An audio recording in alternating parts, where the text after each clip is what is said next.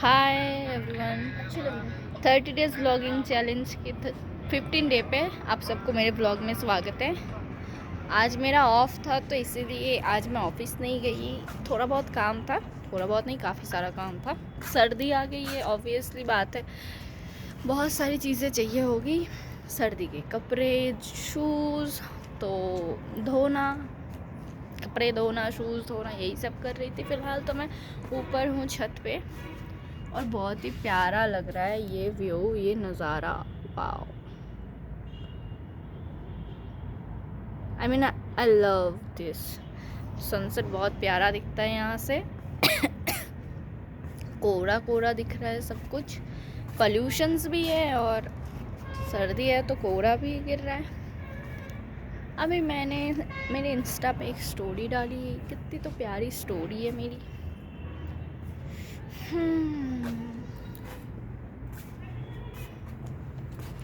क्या आप लोगों में से किसी ने कभी नेटवर्क मार्केटिंग ज्वाइन किया था?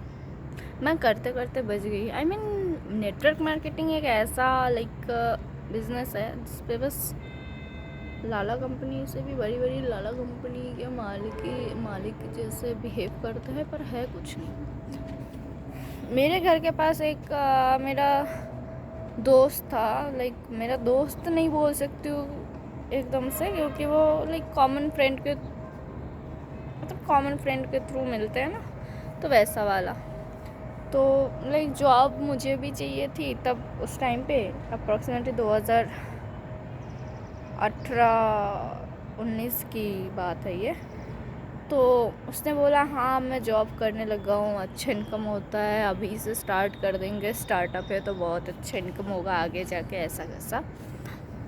तो सेमिनार ज्वाइन करना था एक, तो मैं चली गई थी सेमिनार ज्वाइन करने। मुझे क्या पता था कि सेमिनार के लिए टिकट के लिए भी, सीट के लिए भी टिकट चाहिए होती है और उसके लिए भी पैसे देने पड़ते हैं। मुझे बताया नहीं गया था, मैं चली गई तो उसने बोला हाँ मेरे पास पास है तेरा, ऐसा वैसा। तो मैं गई, फिर वहाँ पे जाने के बाद मुझे जो कुछ भी दिखा, उन्होंने सारे फ्यूचर गोल्स बता दिए।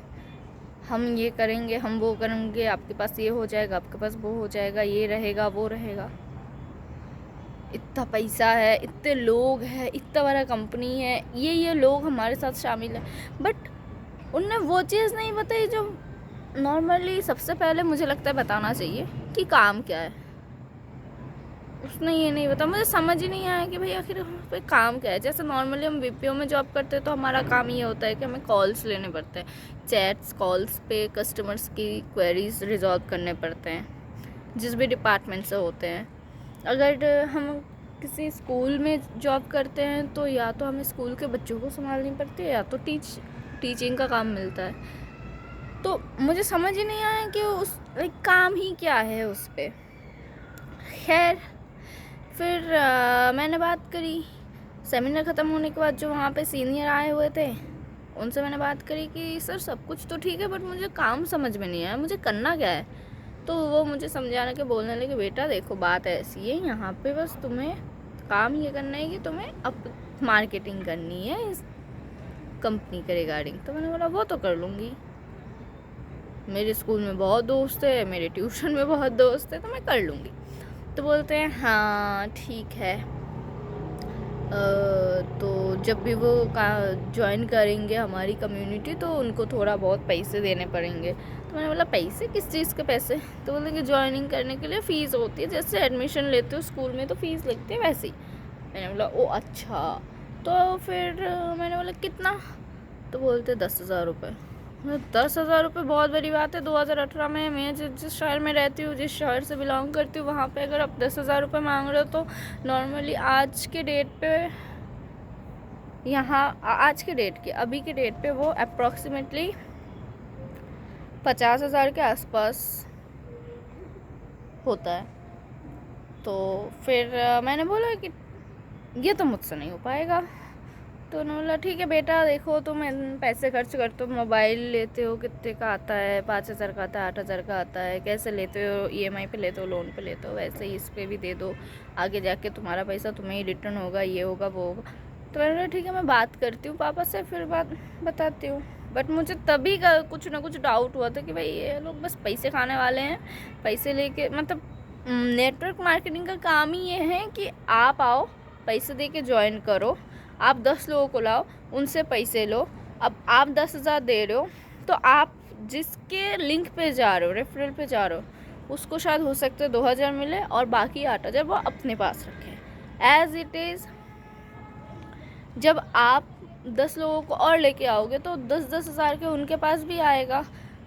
10 लोगों को लाओगे तो उसमें आपको 20,000 इसलिए मिलेंगे क्योंकि एक पर्सन से अगर 10,000 रुपये वो ले रहे हैं as a admission fees, as a registration fees, तो आपको जो पैसे वो लोग देंगे सामने वाले को, उसमें से कुछ कट आउट मिलता है, मतलब कुछ बोल सकते हो परसेंटेज मिलती है।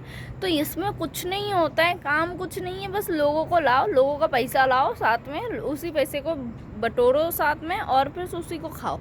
मतलब आपका पैसा इधर उधर होता रहता है और कुछ नहीं होता है, कुछ नहीं, ये कुछ नहीं है। मतलब लोग वालों के पैसे खाने का एक लाइक अच्छा खासा बोल सकते हो स्कैम है। तो मेरे घर पे तक लाइक वो लड़का चला गया था कि अंकल जयंती को मैंने बताया सारी चीज़ें, पर वो बोल रही है वो आगे नहीं करेगी। तो मेरे पापा भी उस टाइम पे लाइक क्यों नहीं करेगी, अगर हो रहा है तो होने दे। फिर मैंने पापा को बोला पापा बात ऐसी है, वो 10,000 रुपये मांग रहे हैं और मैं 10 रुपये भी नहीं दूंगी, चाहे आप दे दो, मैं तो नहीं जाऊंगी, किसी और के नाम पे करवा लो, क्योंकि मुझे ये सही नहीं लग रहा। तो पापा ने मुझसे पूछा फिर उस लड़के के जाने के बाद कि आखिर बात क्या है। तो मतलब पापा यहाँ पे ना आप जाओ कहीं पे भी, आपको जॉब के बारे में बता देगा आपका काम ये है। वहाँ पे मुझे काम समझ में ही नहीं आया, वो बस काम के अलावा सारी चीज़ें बोलने लग गए कि आपका फ्यूचर गोल क्या होगा, आपके पास फ्यूचर में ये होगा, वो होगा, ये हाथी घोड़ा सब कुछ होगा, बट कैसे होगा वो नहीं पता, वो ही नहीं बता रहे। मुझे पता ही नहीं है मैंने मेरा काम क्या और मैं काम करने चली जाऊँ। मुझे पता ही नहीं है कि मेरा रोल और रिस्पॉन्सिबिलिटीज़ क्या है, मैं किसी जॉब पे किसी भी डेजिग्नेशन पे बैठ जाऊँ। ये तो होता नहीं है ना नॉर्मली। देन ऐसे ही फिर मैंने बोला ठीक है अभी तो मेरे पास पैसा नहीं है, अगर होगा कभी तो मैं बता दूँगी, ऐसा करके मैंने बता दिया और फिर मैंने वो टाल दिया। और फिर 1-2 महीने बाद वो लोगों ने वापस से लाइक मुझे कांटेक्ट किया कि क्या हुआ जयंती, कब क्या करना है।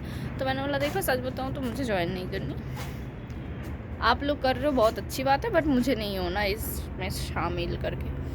तो बोलते ठीक है कोई बात नहीं, एक बार सोचो। मैंने बोला सोच के ही बोला मैंने। तो ऐसे मतलब एक बार जो दलदल में फंस जाता ना उसमें वो बहुत बुरा होता है, क्योंकि 2-4 साल बाद उसी लड़के को जब मैंने देखा था, वो भी उसके मम्मी के साथ, तब उसकी जो सिचुएशन थी वो बहुत ही गंदा था।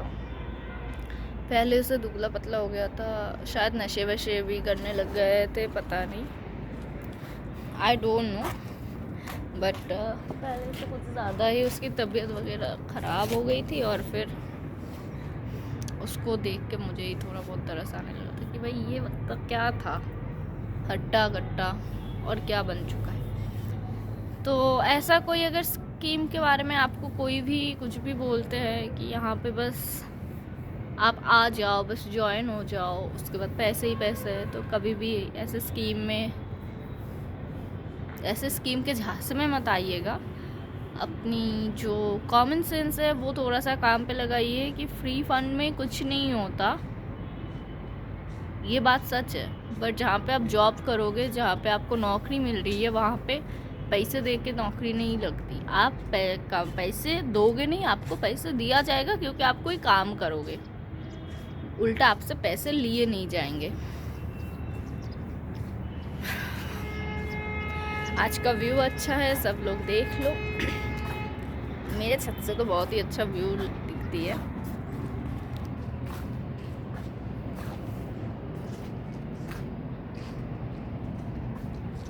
सूरज मामा जी। अगर मैं इसका थोड़ा सा ब्राइटनेस कम कर दूं तो wow, what a perfect look.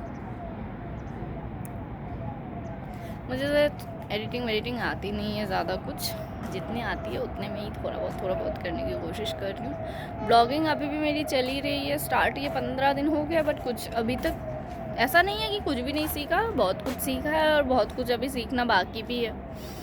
और मैंने अभी तक इंस्टा के आईडी पे जो है कि रील्स वगैरह कुछ डाली नहीं है, मैं वहाँ पे भी डालना स्टार्ट कर दूँगी। और हो सकता है मैं एक फ़ेसबुक अकाउंट भी बनाऊँ, फेसबुक अकाउंट पे भी मैं शेयर करना स्टार्ट करूँगी, तो सब लोग मुझे फॉलो कर लेना। बस आगे बढ़ना चाहती हूँ और सबके साथ मज़े करना, लाइक सबको लेके आगे बढ़ना है, किसी को भूलूँगी नहीं। वो जो सब्सक्राइबर है मेरी, जिन्होंने भी सब्सक्राइब किया है मेरे चैनल, उसको अपना नाम और ईमेल आईडी, मतलब ईमेल आईडी नहीं, सॉरी, अपना नाम ही बस कमेंट में डालते जाना, ताकि जब मैं बहुत बड़ी, बहुत फेमस यूट्यूबर बन जाऊँ, तब तुम लोगों के नाम का शाउट आउट दे पाऊँ। मजाक कर रही हूँ, पर एक दिन कुछ ना कुछ तो बन ही जाऊँगी। आज की वीडियो यहीं पे ख़त्म करते हैं, मिलते हैं कभी और, कल अगले ब्लॉग में, अगले वीडियो में कुछ और टॉपिक पे बात करेंगे। जानना चाहूँगी कि आपके लाइफ में भी कभी ऐसा कोई स्कैम होते होते आप बच गए, स्कैम के झांसे में गिरते पड़ते, तो कमेंट सेक्शन पे ज़रूर अपनी एक्सपीरियंस के बारे में बताइएगा। एक दूसरे की जो भी लाइफ में वियर्ड और अनप्रेडिक्टेबल जो भी एक्सपीरियंस है, वो हम शेयर करते रहेंगे। Bye bye, have a great day, good night.